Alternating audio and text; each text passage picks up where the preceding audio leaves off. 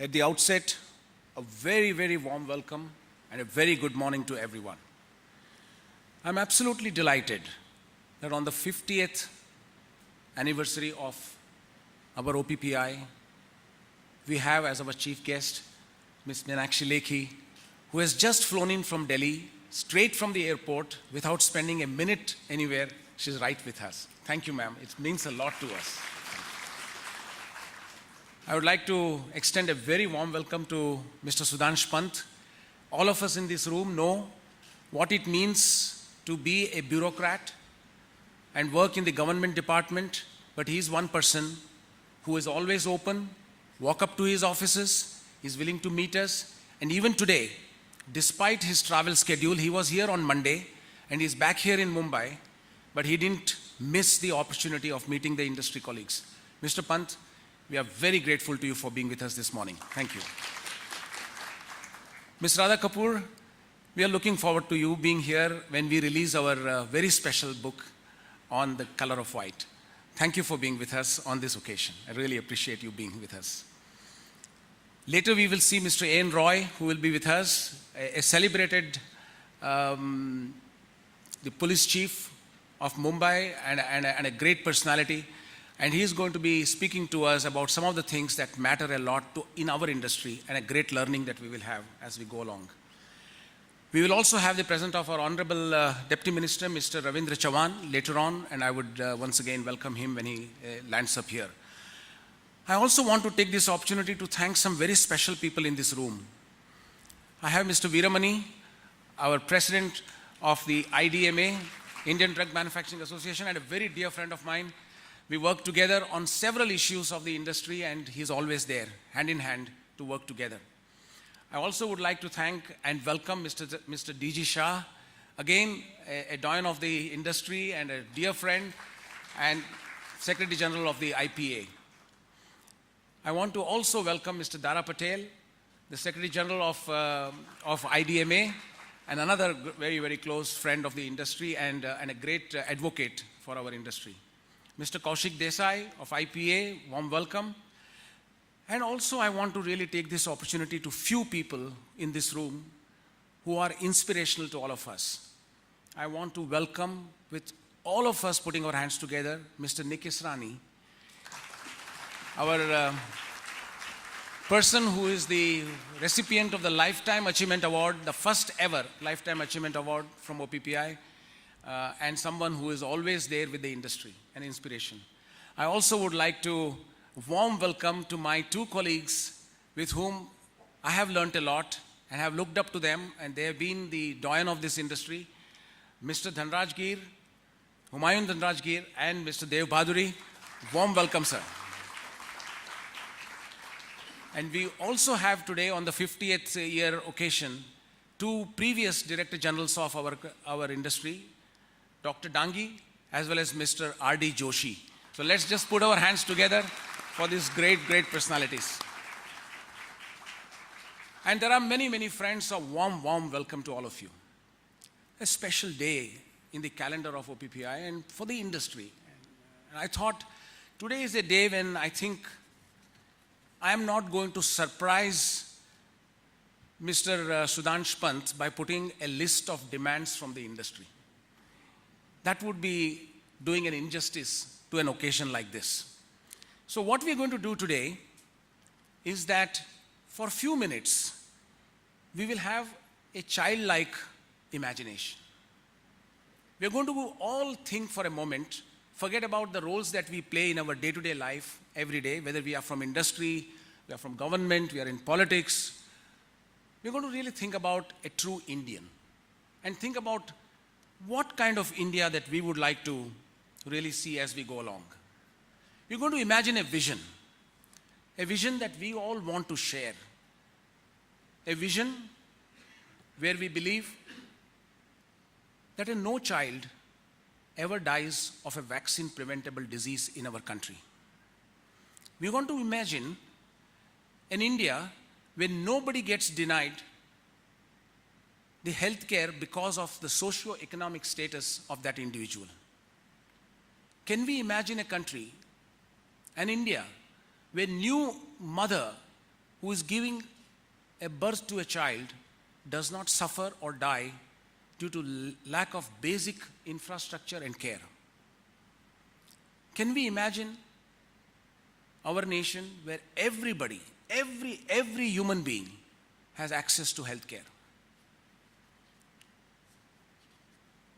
Let's imagine this, that one day, 10 years from now, Time magazine will have a headline which says, India attains universal immunization. Let's just imagine, on the front page of Time magazine, news that flashes all over the world.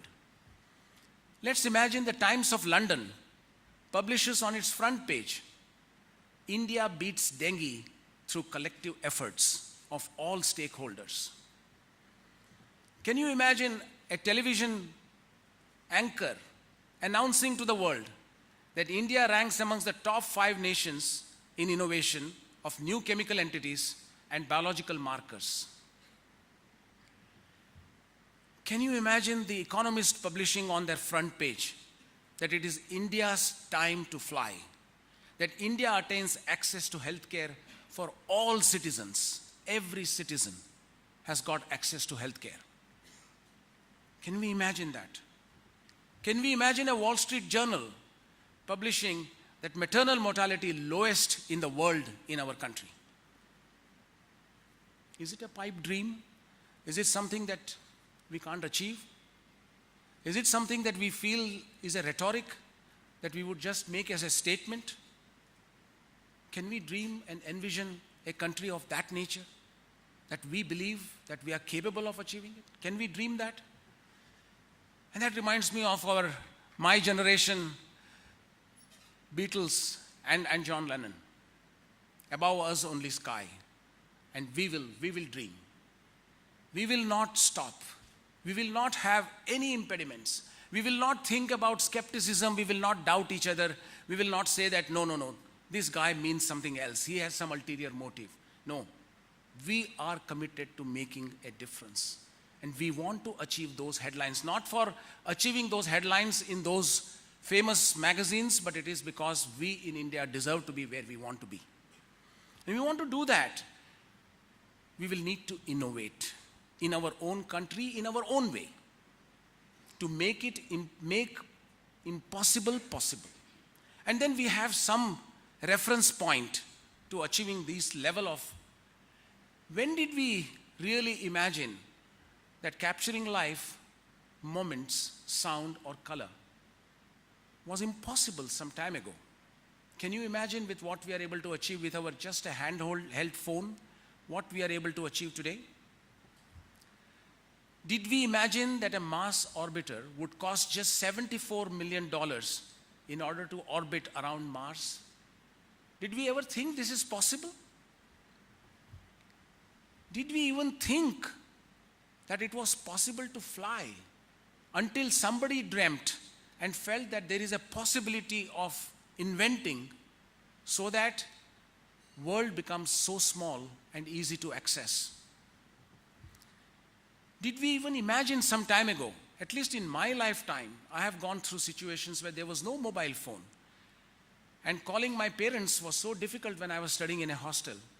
And I had to go to a public telephone booth and wait for endless time for my mother to pick up the phone in a rural area, go to a post office, and then pick up the phone that her son was okay. Look at this, connecting with someone miles and miles. My daughter lives in the United States. Right now, she's in Sierra Leone and trying to help the poor people in that African country. And she can send me a WhatsApp message every day in the morning. But did we imagine it was possible before?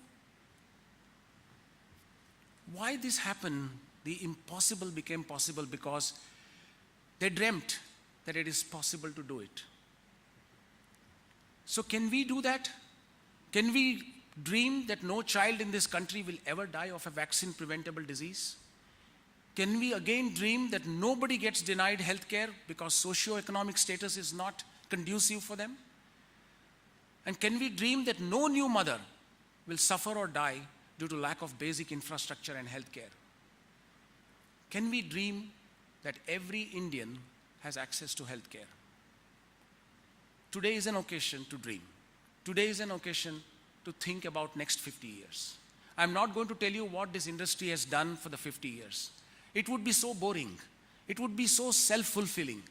It will be so presumptuous to say that we have made a difference. We know that we have made a difference. But that's not all. There is a huge, huge challenge in front of us, and there are men and women in this room who are so young, so energetic and passionate. We need to come together. We need to stop doubting and not trusting each other. This is the time when we need to put our heads together. We have a government. We have Ms. Meenakshi Lekhi here, who has access to the political powerhouse of our country.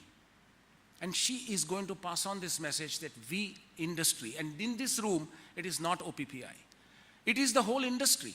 It is Indian industry who is present. A representative of every member of our industry is present in this room. And we commit that we are going to join hands in this mission, come what may. We are going to make this happen. And I think when we all take that resolution, the obstacles will go away from our way. It could be an obstacle in my mind. It could be in somebody else's mind. It could be a distrust. It could be a skepticism. That what is that the industry wants to do?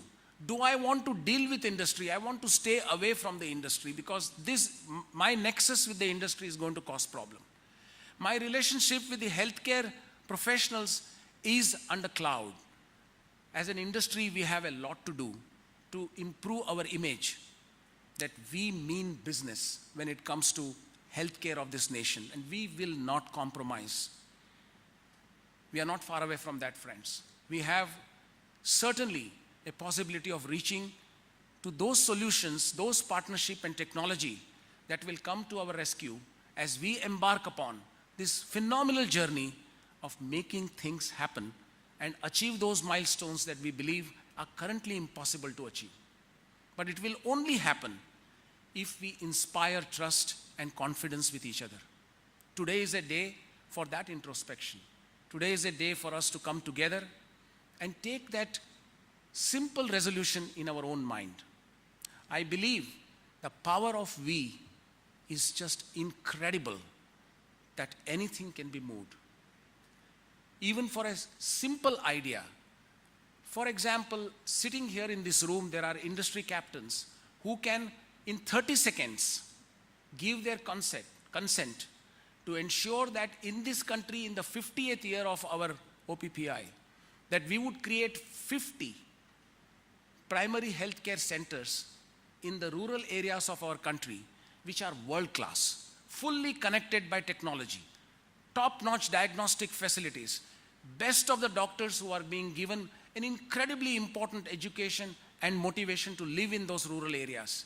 And we can create those 50 model primary healthcare centers in 1 year.